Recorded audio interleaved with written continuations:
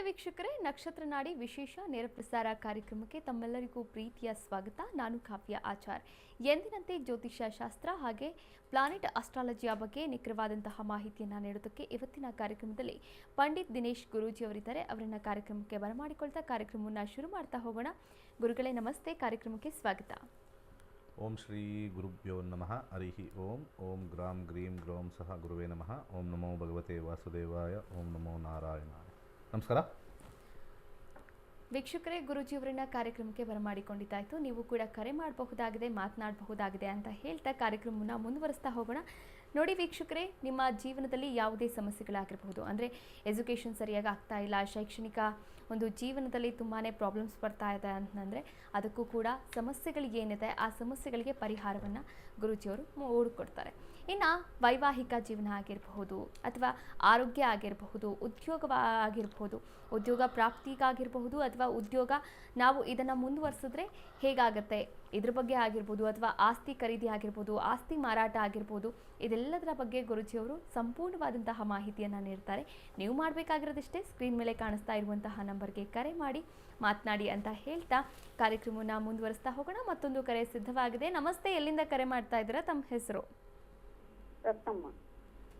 ನಮಸ್ತೆ ಮಾ. ನಮಸ್ತೆ. ಯಾರ ಬಗ್ಗೆ ಕೇಳಬೇಕಾಗಿತ್ತು? ನನ್ನ ಮಗನ ಕೇಳಕ್ಕೆ ಕೇಳಬೇಕಾಗಿತ್ತು. ಮಗನ ಬಗ್ಗೆನಾ? ಸ್ವಲ್ಪ ಜೋರಾಗಿ ಮಾತಾಡಿ ಆಯ್ತಾ?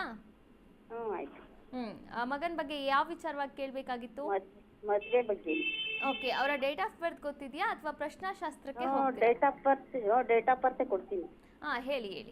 23 23 7 7 92. ಹುಟ್ಟಿದ ಸಮಯ?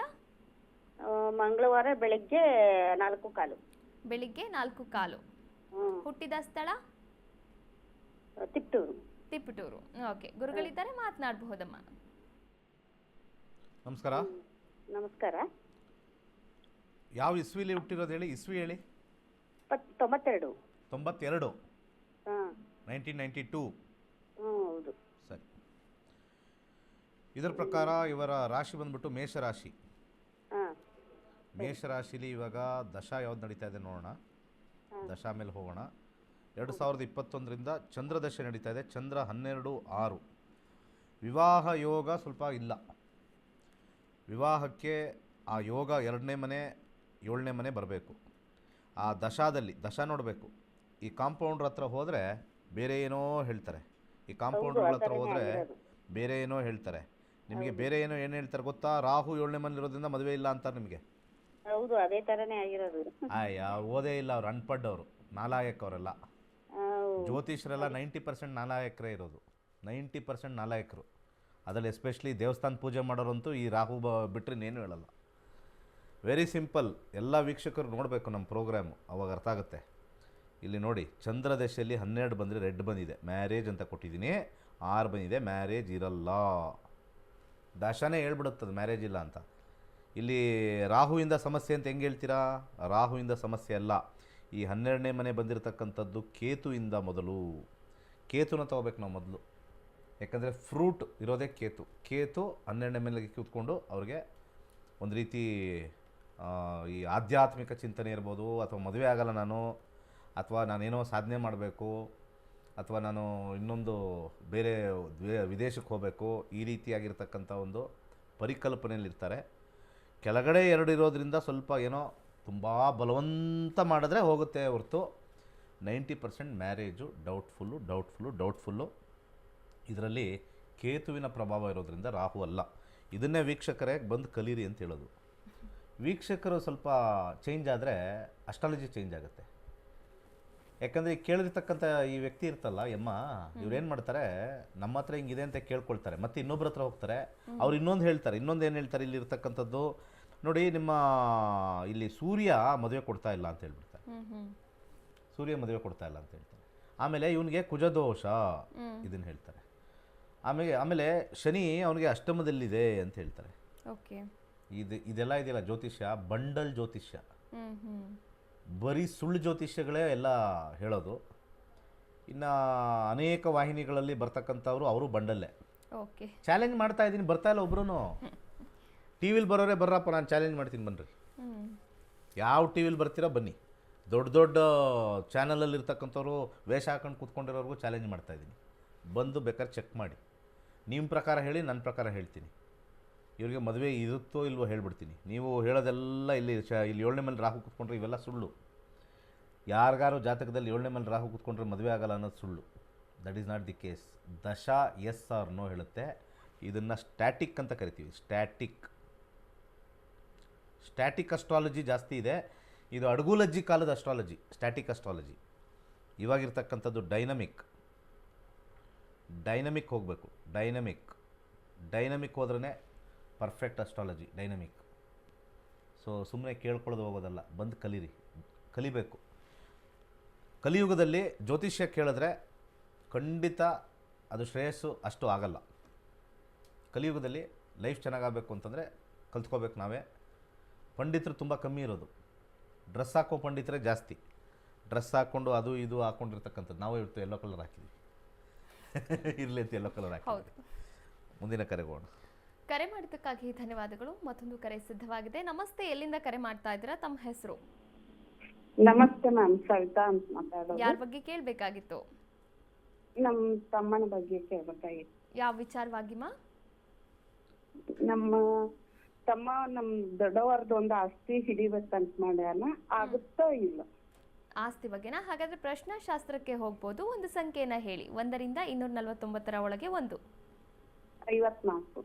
54. ಗುರುಗಳಿದ್ದಾರೆ, ಮಾತನಾಡಬಹುದು. ಪ್ರಶ್ನೆ ಅರ್ಥ ಆಗಿಲ್ಲ ನನಗೆ. ನಮ್ಮ ದೊಡ್ಡಪ್ಪರ್ದು ಒಂದು ಆಸ್ತಿ ಕೊಡೋದಿತ್ರಿ. ದೊಡ್ಡಪ್ಪ ಅವರು ನಿಮ್ಗೆ ಯಾಕೆ ಆಸ್ತಿ ಕೊಡ್ತಾರೆ? ಅವ್ರ ಮಕ್ಳಿಲ್ವಾ? ಮಾರಾಕತ್ತಿದ್ದರ್ರಿ ಅವ್ರು. ಓ, ಮಾರೋದು. ಓಕೆ. ಮಾರೋದು ಯಾರು ತಗೊಳ್ತಾ ಇದಾರೆ ಈಗ? ನಮ್ ತಮ್ಮ ತಗೋಬೇಕಂತ ಮಾಡ್ಯಾನ್ರಿ, ಆಗುತ್ತೋ ಇಲ್ಲ ಅನ್ನೋದು ಅಷ್ಟೇ. ನಿಮ್ಮ ದೊಡ್ಡಪ್ಪ. ಹ್ಮ್. ಈಗ ನನಗೆ ಈ ಪ್ರಶ್ನೆನೇ ಸರಿ ಇಲ್ಲ. ಇದು ದರಿದ್ರ ಪ್ರಶ್ನೆ ಅಂತೀನಿ. ಯಾಕೆ ಗೊತ್ತಾ? ಅವ್ರ ದೊಡ್ಡಪ್ಪ ಅಲ್ಲೇ ಇದ್ದಾರೆ. ದೊಡ್ಡಪ್ಪ ನಂಗೆ ಕೊಡ್ತೀಯೋ ಇಲ್ವೋ ಅಂತ ಕೇಳ್ಬೋದು. ಅಲ್ಲ, ಒಂದೇ ನಿಮಿಷ. ತೀರ್ಕೊಂಡಿದ್ದಾರಾ? ಹ್ಞೂನ್ರಿ. ತೀರ್ಕೊಂಡಿದ್ರೆ ಯಾರು ಡಿಸಿಷನ್ ತಗೋಬೇಕು? ನಮ್ ದೊಡ್ಡವ್ರಿ. ಆದ್ರ ಅವ್ರು ಒಂದ್ ಸ್ವಲ್ಪ ಅಂತಂಬರ್ನ ಇಷ್ಟ ಪಡೋದಿಲ್ರಿ. ಒಂದ್ ನಿಮಿಷ. ಮತ್ತೆ ಮಾರಕ್ ಹೋದ್ರಲ್ವಾ? ಮಾರಕ್ ಹೋದ್ಮೇಲೆ ಮಾರಕ್ ಇಟ್ಟಿರೋರು ಯಾರು? ನಮ್ ದೊಡ್ಡವರ್ರಿ. ಅವ್ರನ್ನೇ ಹೋಗಿ ಕೇಳಿ. ನಾನು ಕರೆಕ್ಟಾಗಿ ನನ್ನ ಉತ್ತರ ಕರೆಕ್ಟಾಗೇ ಇತ್ತು. ನನ್ನ ಪ್ರಶ್ನೆ ಕರೆಕ್ಟಾಗೇ ಇತ್ತು. ಅವ್ರು ದೊಡ್ಡಪ್ಪ ಇಲ್ಲ ಅಂದರೆ ದೊಡ್ಡಮ್ಮ ಇದ್ದಾರೆ. ಅವ್ರನ್ನ ಕೇಳಿದ್ರೆ ಏನು ಹೇಳ್ತಾ ಇದ್ದಾರೆ? ಅವರು ಹಂಗ ಕೊಡ್ತೀವಂತಾರ್ರಿ, ಮತ್ ನಾವ್ ಕೇಳೋಣ ಅಂತಲೇ ಗಪ್ಪ ಆಗ್ಬಿಡ್ತಾರ್ರಿ. ಅದಕ್ಕೆ ಕೊಡ್ತಾರೋ ಇಲ್ಲ? ಅದು ಹೊಟ್ಟೆ ಊರಿ ಇರುತ್ತಲ್ವಾ? ಅದನ್ನೇನು ಪ್ರಶ್ನಾಶಾಸ್ತ್ರ ಕೇಳೋದಿಲ್ಲಿ? ಹೊಟ್ಟೆ ಊರಿರಿ, ನೀವು ಉದ್ಧಾರ ಆಗ್ಬಿಡ್ತೀರಾ ಅಂತ ಅದನ್ನ ಇಲ್ಲಿ ಬಂದು ಕೇಳ್ತೀರ? ನಿಮ್ಮ ತಲೆ ಇಲ್ಲ ನಿಮಗೆ? ಬುದ್ಧಿ ಏನಾರು ಇದೆಯಾ ನಿಮಗೆ? ಯಾವುದೋ ಒಂದು ಜಾಗ ಚೆನ್ನಾಗಿದೆ, ಅದು ನಮಗಾಗಬೇಕು, ಆಗುತ್ತಾ ಅಂತ ಕೇಳಿದ್ರೆ ಒಳ್ಳೆಯದು. ಕೊಡ್ತಾರೋ ಇಲ್ವೋ ಅಂತಂದರೆ ಅದು ಜ್ಯೋತಿಷ್ಯ ನೋಡಿಕೊಂಡು ನನ್ನ ಟೈಮ್ ವೇಸ್ಟ್ ಇದು. ಹೊಟ್ಟೆ ಊರಿ ಕೊಡೋರು ಮಾರೋರು ಕೊಡ್ತಾರೆ, ಆಯ್ತಪ್ಪ ಈ ರೇಟ್ ಕೊಟ್ಟರೆ ಕೊಡ್ತೀನಿ, ಅದು ಒಳ್ಳೆಯದು. ಈ ಎಪಿಸೋಡ್ನ ಅವ್ರಿಗೆ ತೋರಿಸಿ. ಈ ಎಪಿಸೋಡ್ನ ಇಲ್ಲಿ ನಾನು ಪ್ರಶ್ನಾಶಾಸ್ತ್ರ ಹಾಕಿರೋದನ್ನು ಹೋಗಲ್ಲ ಮುಂದಕ್ಕೆ. ಬೆಸ್ಟ್ ಏನು ಅಂದರೆ ಈ ಎಪಿಸೋಡ್ನ ನಮ್ಮ ಯೂಟ್ಯೂಬಲ್ಲಿ ಬರುತ್ತೆ. ನಕ್ಷತ್ರ ನಾಡಿ ಯೂಟ್ಯೂಬಲ್ಲರು ನೋಡಿ, ಅಶ್ವವೇಗ ಯೂಟ್ಯೂಬಲ್ಲರು ನೋಡಿ ಇರ್ತದೆ. ಇದನ್ನು ತಗೊಂಡೋಗಿ ಅವರ ದೊಡ್ಡಮ್ಮ ಯಾರಿದ್ದಾರೆ ತೋರಿಸಿ. ಹಿಂಗೆ ಹೇಳೋರೆ ಇವ್ರು ಗುರೂಜಿ ಹೊಟ್ಟೆ ಊರಿಗೆಲ್ಲ ಕಾಲ್ ಮಾಡ್ತಿರಲ್ರಿ ನೀವು. ಹೋಗ್ರಿ, ಸುಮ್ಮನೆ ಮಾಡೋಕ್ಕೆ ಕೆಲಸ ಇಲ್ಲ. ಇದನ್ನ ಯಾರು ಜ್ಯೋತಿಷ್ಯ ಸಿಕ್ಬಿಟ್ರೆ, ಓ ನಿಮಗೆ ರಾಹು ದೋಷ ಇದೆ, ನಿಮಗೆ ಶನಿ ದೋಷ ಇದೆ. ಕೆಲವೊಂದು ಸತಿ ಜ್ಯೋತಿಷ್ಯದಲ್ಲಿ ಆ ಗ್ರಹಗಳನ್ನ ಕರ್ಕೊಂಬಂದು ಕಾಮನ್ ಸೆನ್ಸ್ ಯೂಸ್ ಮಾಡಬೇಕಾಗತ್ತೆ. ಎಲ್ಲದಕ್ಕೂ ಗ್ರಹಗಳಿಗೆ ನಾವು ಹೇಳ್ಬಾರ್ದು. ಎಲ್ಲರಿಗೂ ಗ್ರಹಗಳಿಗೆ ಹೇಳ್ಬೇಡಿ. ಇದು ಜನರಲ್ ಇಂಡಿಕೇಶನ್ಸ್ ಅಷ್ಟೇ. ಮುಂದಿನ ಕರೆಗೋಣ. ಕರೆ ಮಾಡಿದ್ದಕ್ಕಾಗಿ ಧನ್ಯವಾದಗಳು. ವೀಕ್ಷಕರೇ, ನೀವು ಕೂಡ ಜ್ಯೋತಿಷ್ಯ ಶಾಸ್ತ್ರವನ್ನು ಕಲಿಯಬಹುದಾಗಿದೆ. ಗುರೂಜಿಯವರ ನೇತೃತ್ವದಲ್ಲಿ ಇದೇ ಆಗಸ್ಟ್ 11ರಿಂದ 108ನೇ ಬ್ಯಾಚ್ ಆರಂಭವಾಗ್ತಾ ಇದೆ. ಈ ಬಗ್ಗೆ ಮಾಹಿತಿ ಬೇಕಾದಲ್ಲಿ ಕರೆ ಮಾಡಿ ಮಾತನಾಡಿ ಅಂತ ಹೇಳ್ತಾ ಮತ್ತೊಂದು ಕರೆ ಸಿದ್ಧವಾಗಿದೆ. ನಮಸ್ತೆ, ಎಲ್ಲಿಂದ ಕರೆ ಮಾಡ್ತಾ ಇದ್ದೀರಾ? ತಮ್ಮ ಹೆಸರು? ಯಾರ ಬಗ್ಗೆ ಕೇಳಬೇಕಾಗಿತ್ತು? ಸ್ವಲ್ಪ ಜೋರಾಗಿ ಮಾತಾಡಿಮ್ಮ. ಅವ್ರ ಹಸ್ಬೆಂಡ್ ಏನೋ ಬೈಬೋದೇನೋ ಜ್ಯೋತಿಷ್ಯ ನೋಡಿದ್ರೆ, ಅದಕ್ಕೆ ಮೆತ್ತಗೆ ಮಾತಾಡ್ತಾರೆ. ಹಲೋ, ಯಾರ ಬಗ್ಗೆ ಕೇಳಬೇಕಾಗಿತ್ತಮ್ಮ? ಏನು ವಿಚಾರವಾಗಿ?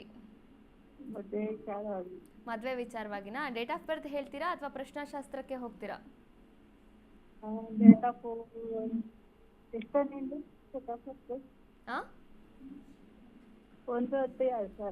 1/10/2000. ಓಕೆ, ಹುಟ್ಟಿದ ಸಮಯ?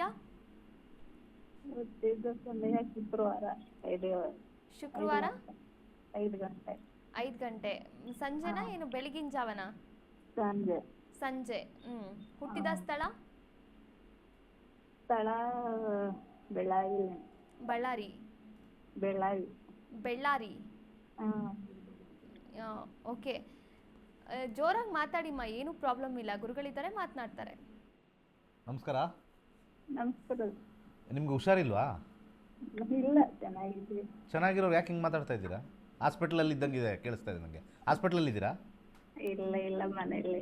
ಹಾ ಹಿಂಗೆ ಕೇಳಿದ್ರೆ ಕರೆಕ್ಟಾಗಿ ಮಾತಾಡ್ತಾರೆ. ಮಾತಾಡ್ಲೋ ಬೇಡ ಅಂತ ಮಾತಾಡ್ತಾ ಇದ್ದೀರಾ? ಏನಾದ್ರು ಸ್ವಲ್ಪ ತಲೆ ಯೂಸ್ ಮಾಡಿಬಿಟ್ಟು ಯಾರಿಗಾರು ಬೇರೆಯವ್ರು ಕೊಡಿ ಮಾತಾಡೋಕ್ಕೆ. ಒಂದು 50 ಸತಿ ಕೇಳ್ತಾ ಇದ್ದೀವಿ ನಿಮಗೆ. ಏನಮ್ಮ, ಯಾರೋ ಕೇಳಿಸ್ಕೊಳ್ತಾರೆ ಅಂತ ಭಯನಾ? ಅಯ್ಯೋ ಇಲ್ಲ ಹಂಗೇನಿಲ್ಲ. ನೋಡಿ ಈಗ ನಗ್ತಾರೆ.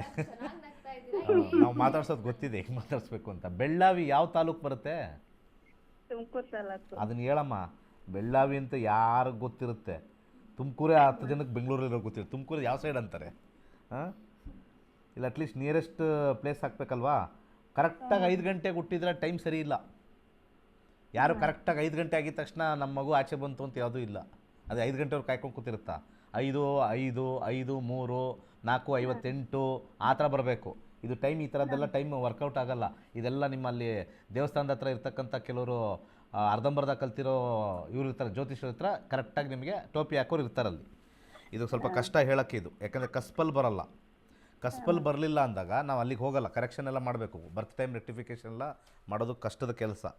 ಇಲ್ಲಿ 5ನೇ ಮನೆ ಅಂತಂದಾಗ ಸ್ವಲ್ಪ ಯಾರನ್ನಾರು ಇಷ್ಟಪಡ್ತಕ್ಕಂಥದ್ದು ಇರುತ್ತೆ, ಅಥವಾ ಇಂಥದೇ ಬೇಕು ಅನ್ನೋ ಒಂದು ಮನಸ್ಥಿತಿ ಬಂದ್ಬಿಡುತ್ತೆ.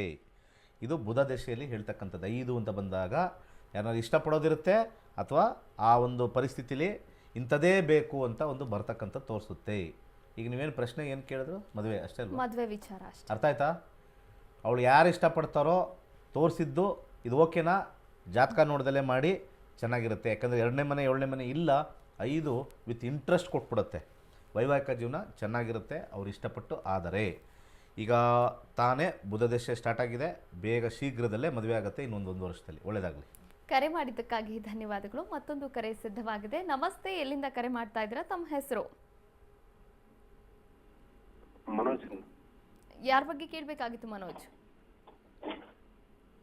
ಹಲೋ ಮನೋಜ್, ಕೇಳಿಸ್ತಿದ್ಯಾ? ಹಾ ಕೇಳಿ. ಯಾರ ಬಗ್ಗೆ ಕೇಳಬೇಕಾಗಿತ್ತು? ಅದು ನಮ್ಮ ತಮ್ಮನ ಬಗ್ಗೆ ತಿಳ್ಕೊಬೇಕಾಯ್ತು. ಹೇಳಿ ಇನ್ನೊಮ್ಮೆ. ತಮ್ಮ ಅವ್ರ ತಮ್ಮನಾ? ಓಕೆ. ಗುರುಗಳಿದ್ದಾರೆ, ಮಾತನಾಡಬಹುದು. ಇದಕ್ಕಿಂತ ಮುಂಚೆ ಒಬ್ರು ಕಾಲರ್ ಬಂದಿದ್ರು, ನಿಮ್ಮ ಥರನೇ ಮಾತಾಡ್ತಾ ಇದ್ರು. ಮೋಸ್ಟ್ಲಿ ಅವ್ರ ತಮ್ಮ ಇರ್ಬೇಕು ನೀವು. ಹಾಂ ಹೌದು. ನಮಸ್ಕಾರ ಗುರುಜಿ. ಏನು ಇದ್ದೀರಾ ನೀವು? ಯಾವ ಊರು ನಿಮ್ಮದು? ಹುಬ್ಬಳ್ಳಿ ಅಂತ. ತಿಂಡಿ ಏನಾರು ತಿಂದ್ರಾ? ಇಲ್ಲ ಸರ್, ಇಲ್ಲ. ಅದೇ ಪ್ರಾಬ್ಲಮ್ಮು. ನೀವು ಆ್ಯಕ್ಚುಲಿ ತಿಂಡಿ ತಿಂದ್ಬಿಟ್ಟು ಕರೆ ಮಾಡ್ಬೇಕು ಸರ್ ನಮ್ಮ ಕಾಲ್ಗೆ. ತಿಂಡಿ ತಿನ್ಬೇಕು ಸರ್ ಫಸ್ಟ್ ನೀವು, ಅವಾಗ ನಿಮ್ಗೆ ಶಕ್ತಿ ಬರ್ತದೆ ಕೇಳೋಕ್ಕೆ. ಜೀವನದಲ್ಲಿ ಕೈ ಕಾಲು ಕಣ್ಣು ಎಲ್ಲ ಚೆನ್ನಾಗಿದ್ರೆ ಜೋಶಲ್ಲಿ ಇರ್ಬೇಕು ಯಾವಾಗಲೂ. ಕೆಲಸ ಬರುತ್ತೆ ಹೋಗುತ್ತೆ, ತಲೆ ಕೆಡಿಸ್ಕೋಬಾರ್ದು ಲೈಫಲ್ಲಿ. ಯಾರ ಬಗ್ಗೆ ಕೇಳಬೇಕು ಇವಾಗ ಹೇಳಿ? ತಮ್ಮನ ಬಗ್ಗೆ ಸರ್. ನಮ್ಮ ತಮ್ಮ ಸರ್. ನಿಮ್ಮ ತಮ್ಮ ಯಾವ ಊರಲ್ಲಿದ್ದಾರೆ? ನಮ್ಮ ಊರೇ ಹುಬ್ಬಳ್ಳಿ. ಇವಾಗ ಹುಬ್ಬಳ್ಳಿ. ಏನು ಕೇಳಬೇಕು ಅವ್ರ ಬಗ್ಗೆ? ಅವ್ರ ಕೆಲಸ ಸಂಬಂಧ ಪ್ರಯತ್ನ ಮಾಡ್ತಿದ್ದಾರೆ ಅವರು. ಯಾಕೆ ಅಷ್ಟೊಂದು ನಿಮಗೆ ಕಾಳಜಿ ತಮ್ಮನ ಬಗ್ಗೆ? ಅವ್ರು ಸುಮಾರು ವರ್ಷ ಹೀಗೆ ಮ್ಯಾರೇಜ್ ಇಲ್ಲ, ಮತ್ತೆ ಅವ್ರ ಕೆಲಸನ ಕಂಟಿನ್ಯೂ ಇಲ್ಲ. ಏನು ಗೌರ್ಮೆಂಟ್ ಕೆಲಸ ಟ್ರೈ ಮಾಡ್ತಾ ಇದ್ದಾರಾ? ಅವ್ರು ಮಾಡ್ತಾ ಇದ್ದಾರೆ ಸರ್, ಗೌರ್ಮೆಂಟ್ ಕೆಲಸ ಟ್ರೈ ಮಾಡ್ತಾ ಇದ್ದಾರೆ. ಈಗ ಸದ್ಯಾಗ ಪ್ರೈವೇಟ್ ಮಾಡಾಕ್ತಾರ ಸರ್ ಅವ್ರು. ಗೌರ್ಮೆಂಟ್ ಹಂಗ ಅಪ್ಲಿಕೇಶನ್ ಹಾಕಿದ್ದಾರೆ. ವರ್ಕ್ಶಾಪ್ ಒಳಗೆ, ರೈಲ್ವೆ ವರ್ಕ್ಶಾಪ್. ನಾರ್ತ್ ಕರ್ನಾಟಕದವರಷ್ಟು ಗೌರ್ಮೆಂಟ್ ಕೆಲಸಕ್ಕೆ ಹಾಕೋರು ಇನ್ನೊಬ್ರು ಇಲ್ಲ. ಈ ಬೆಂಗಳೂರಲ್ಲಿರೋರೆಲ್ಲ ಏನೋ ಒಂದು ಕೆಲಸ ಹುಡ್ಕೊಂಡು ಹೋಗ್ತಾರೆ. ಈ ನಾರ್ತ್ ಕರ್ನಾಟಕ ನೋಡಿದ್ದೀನಿ, ಗೌರ್ಮೆಂಟಿಂದ ಬಿದ್ದಿರ್ತಾರೆ, ಲೈಫ್ ಹಾಳು ಮಾಡ್ಕೊಂಡಿದ್ದಾರೆ. 50% ನಾರ್ತ್ ಕರ್ನಾಟಕದವರೆಲ್ಲ ನಿಮ್ಮ ಜೀವನಗಳನ್ನ ಹಾಳು ಮಾಡ್ಕೊಂಡಿದ್ದೀರಾ. ಎಷ್ಟೋ ನಮ್ಮ ಕನ್ಸಲ್ಟೇಷನ್ ಬರ್ತದಲ್ಲ, ಮಗ ಸರಿ ಕೆಲಸ ಮಾಡಲ್ಲ, ಪ್ರೈವೇಟ್ಗೆ ಹೋಗೋಕೆ ಇಂಟ್ರೆಸ್ಟ್ ಇಲ್ಲ, ಅವ್ನಿಗೆ ಆರಾಮಾಗಿ ಗೌರ್ಮೆಂಟ್ ಅಂದರೆ ಆರಾಮ ಅಂದ್ಕೊಂಡಿದ್ದಾರೆ. ಅದರಷ್ಟು ಬೆಂಡೆತ್ತೋದು ಇನ್ನೊಂದಿಲ್ಲ. ಇಲ್ಲ ಗುರುಗಳೇ, ಉತ್ತರ ಕರ್ನಾಟಕ ಅಷ್ಟೇ ಅಲ್ಲ, ಹೈದರಾಬಾದ್ ಕರ್ನಾಟಕ ಆಗಿರ್ಬೋದು, ಅಂದರೆ ವಿಶೇಷವಾದಂತಹ ಮೀಸಲಾತಿ ಇರುತ್ತಲ್ಲ, ಸೊ ಹಾಗಾಗಿ. ಮೀಸಲಾತಿ ಇಲ್ಲೂ ಇರ್ತದೆ. ಮೀಸಲಾತಿಗೆ ಅದಕ್ಕೂ ಏನು ಸಂಬಂಧ? ಇಲ್ಲಿ ಜನಗಳೆಲ್ಲ ಬೇರೆನಾ?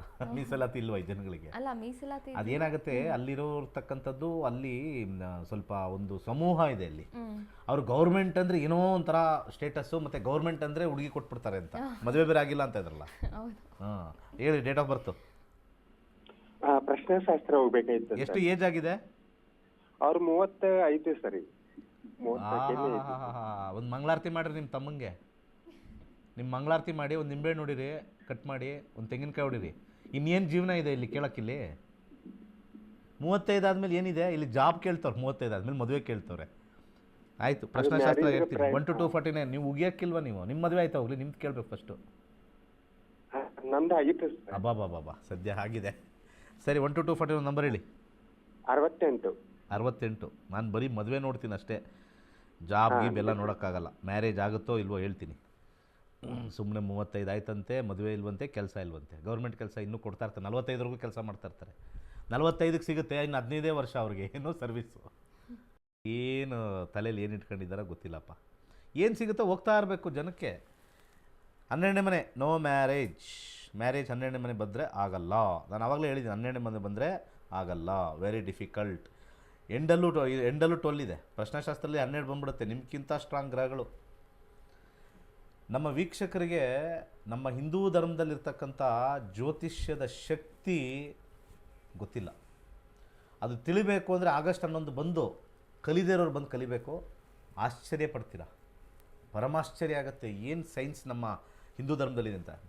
ನಮ್ಮವ್ಗಿದಾರಲ್ಲ, ನಮ್ಮ ಹಿಂದೂ ಧರ್ಮದಲ್ಲಿ ಇದ್ದಾರಲ್ಲ, ಒಬ್ರಿಗೂ ಜೋಶೇ ಇಲ್ಲ. ಬರೀ ಗೌರ್ಮೆಂಟ್ ಕೆಲಸ ಸಿಗ್ತಾ, ಮದುವೆ ಯಾಕಾಗ್ತಾ ಇಲ್ಲ, ಆಮೇಲೆ ನಮ್ಮ ಜನಾಂಗದಲ್ಲೇ ಮದುವೆ ಆಗಬೇಕು, ಅದರಲ್ಲಿ ಈ ಪಂಗಡ ಬಿಟ್ಟು ಆ ಪಂಗಡಕ್ಕೆ ಹೋದರೆ ಮದುವೆ ಸರಿ ಇಲ್ಲ, ನಮ್ಮ ಬಿಟ್ಟು ಹೋಗ್ತಾ ಇದ್ದಾರೆ. ಇದರಿಂದ ನಮ್ಮ ಹಿಂದೂ ಧರ್ಮ ಹಾಳಾಗ್ತಾ ಇದೆ. ಈ ವಯಸ್ಸಾಗಿರ್ತಕ್ಕಂಥವ್ರು ಒಂದು ಹೋಗ್ಬಿಡ್ಬೇಕು ಲೇಯರು. ನನ್ನ ಪ್ರಕಾರ ನಿಜವಾಗ್ಲೂ ಒಂದು ಮೇಲ್ಗಡೆ ಇರ್ತಕ್ಕಂಥ ಒಂದು ಲೇಯರ್ ಇದೆ. ಆ ವಯಸ್ಸಾಗಿರೋರು, ಈ ಮಾಧ್ಯಮದಲ್ಲೇ ಹೇಳ್ತೀನಿ, ಅವರು ಇನ್ನೊಂದು 15 ವರ್ಷ ಹೋಗ್ಬಿಟ್ರೆ ಅಟ್ಲೀಸ್ಟ್ ಈಗಿರೋರು ಸ್ವಲ್ಪ ಅದ್ರ ಬಗ್ಗೆ ಅಷ್ಟು ತಲೆ ಕೆಡ್ಸ್ಕೊತಾ ಇಲ್ಲ. ಈ ಜಾತಿ ಪಂಗಡ ನಮ್ಮದು ತಮ್ಮದು ಅಂತ ಕೆಡ್ಸ್ಕೊತಾ ಇಲ್ಲ. ಈ ಮೇಲಿರೋರೇ ಸ್ವಲ್ಪ. ಯಾಕೆ ಅಂದರೆ 4 ಜನ ಮಾತಾಡಿರೋದು ಅವರೇ. ಅಕ್ಕಪಕ್ಕ ಇರೋ 4 ಜನ ಮಾತಾಡ್ತಾರಲ್ಲ, ಅವರೆಲ್ಲ PM CM ಪ್ರೆಸಿಡೆಂಟ್ ಅನ್ಕೊಂಬಿಟ್ಟವ್ರೆ. ಕಿತ್ತೋಗಿರೋ ಅವೆಲ್ಲ ಅವ್ರನ್ನ ಮೆಚ್ಚಕ್ಕೆ ನೀವಿದ್ದೀರಾ, ಕಿತ್ತೋಗಿರೋರನ್ನ ಮೆಚ್ಚಕ್ಕೆ ನೀವಿದ್ದೀರಾ. ಏನೋ ಗೊತ್ತಾಗ್ತಾ ಇಲ್ಲ. ಜೀವನದಲ್ಲಿ ಆರೋಗ್ಯವಾಗಿದ್ದರೆ ಅದೇ ಒಳ್ಳೆಯದು. ಏನು ಬರುತ್ತೋ ಅದನ್ನು ಪಡೆದು ಖುಷಿಯಾಗಿರೋದು ಒಳ್ಳೆಯದು. ಏನು ಕೆಲಸ ಸಿಗುತ್ತೋ ಅದನ್ನು ಅಭಿವೃದ್ಧಿ ಮಾಡ್ಕೊಂಡು ಒಳ್ಳೆಯದು. ಅದು ಸಿಕ್ಕಿಲ್ಲ ಇದು ಸಿಕ್ಕಿಲ್ಲ ಅಂದರೆ 45ರಲ್ಲಿ ಮದುವೆ ಆದರೆ ಏನು ಪ್ರಯೋಜನ? 25ರಲ್ಲಾದರೆ ಆ್ಯಕ್ಚುಲಿ ಒಳ್ಳೆಯದು. ಅವನು ಯಾವನೋ 35 10 ವರ್ಷ ಮದುವೆ ಅಂದರೆ ಏನು ಅನ್ನೋದೇ ಅವನಿಗೆ ತಿಳಿಲಿಲ್ಲ. ಜೀವನ ವೇಸ್ಟು. ಅವನು ಇದಾನಲ್ಲ, ಅವನು 25 35 ಜೀವನ ವೇಸ್ಟು. ಗ್ರಹಗಳು ತೋರಿಸ್ತವೆ, ಅದನ್ನು ಪರಿವರ್ತನೆ ಮಾಡ್ಕೋಬೇಕು. ಪರಿವರ್ತನೆ ಜಗದ ನಿಯಮ ಅಷ್ಟೇ. ವೀಕ್ಷಕರೇ, ನಕ್ಷತ್ರ ನಾಡಿ reiki healing online courses July 23ರಿಂದ ಆರಂಭವಾಗ್ತಾ ಇದೆ. ಅದರಂತೆ ಜ್ಯೋತಿಷ್ಯ ಕ್ಲಾಸಸ್ ಆಗಸ್ಟ್ 11ರಿಂದ ಆರಂಭವಾಗ್ತಾ ಇದೆ. ನೀವು ಕೂಡ ರಿಜಿಸ್ಟರ್ ಆಗಿ ಜಾಯಿನ್ ಹಾಗೆ ಗುರುಜಿಯವರ ನೇತೃತ್ವದಲ್ಲಿ ಜ್ಯೋತಿಷ್ಯವನ್ನು ಕಲೀರಿ ಅಂತ ಹೇಳ್ತಾ ಕಾರ್ಯಕ್ರಮ ಮುಗಿಸುವಂತಹ ಹಂತಕ್ಕೆ ತಲುಪಿದ್ದೇವೆ.